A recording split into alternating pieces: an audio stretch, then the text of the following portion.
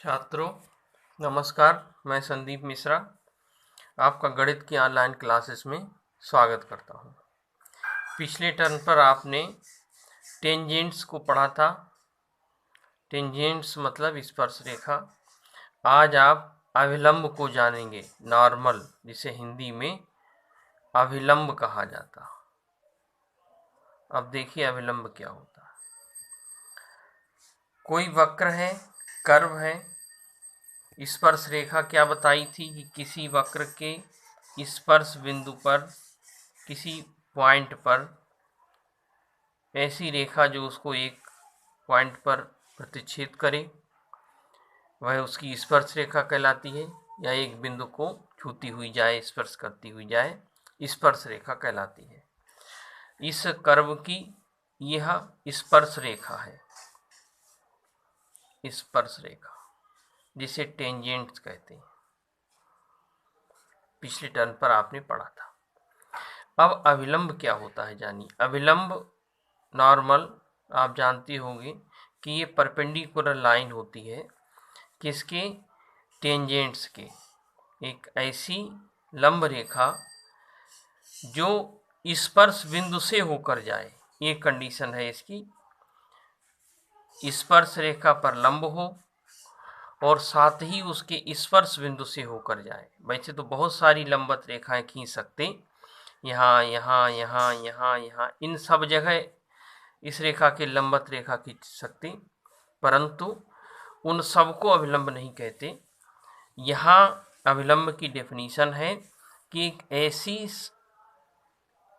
सरल रेखा जो स्पर्श रेखा के लंबवत हो, साथ ही वह कर्व और स्पर्श रेखा का जो पॉइंट ऑफ कांटेक्ट है उससे होकर जाए।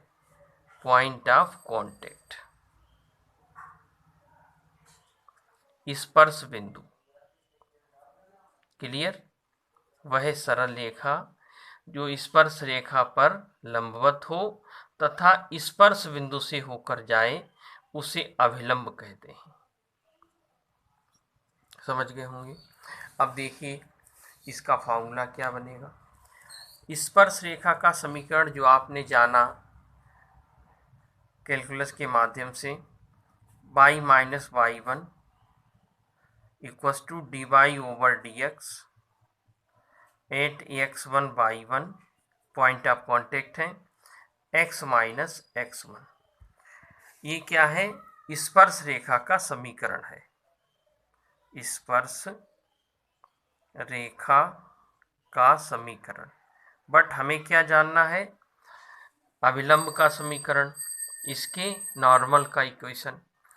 अब जो नॉर्मल होगा वो स्पर्श रेखा के कैसा है? परपेंडिकुलर है। अर्थात यह दोनों रेखाएं, कौन सी? स्पर्श रेखा और अभिलंब कैसी हुई? लंबवत रेखाएं हुई। यह रेखाएं यदि लंबवत हैं तो इनकी प्रवणताओं में क्या संबंध होगा?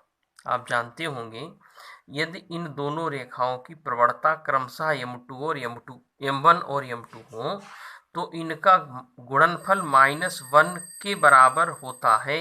जो रेखाएं परस्पर लंबवत होती हैं, परपेंडिकुलर होती हैं। एक की प्रवणता अगर पता है, सपोज दैट m1 हमें जानना है, तो -1/m2।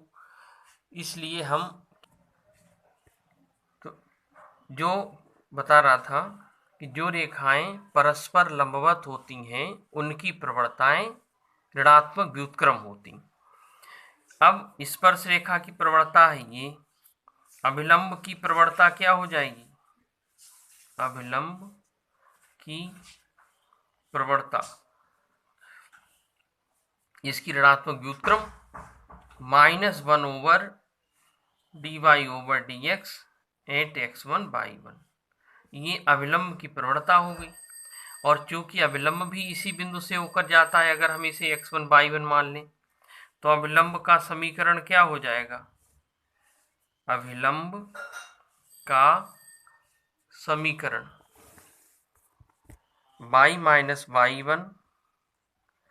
अब अभिलंब की प्रवणता रख देंगे -1 over d y over d x at x1 y1 x minus x one.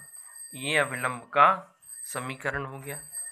आप इसको दूसरे रूप में भी याद कर सकते, इसकी मल्टीप्लाई इससे कर दो, x minus x one minus का हो जाएगा और इसकी मल्टीप्लाई यहाँ कर दो, तो क्या आ जाएगा d y over d x at x one by minus by one x minus x one, ये रूप हो सकता है।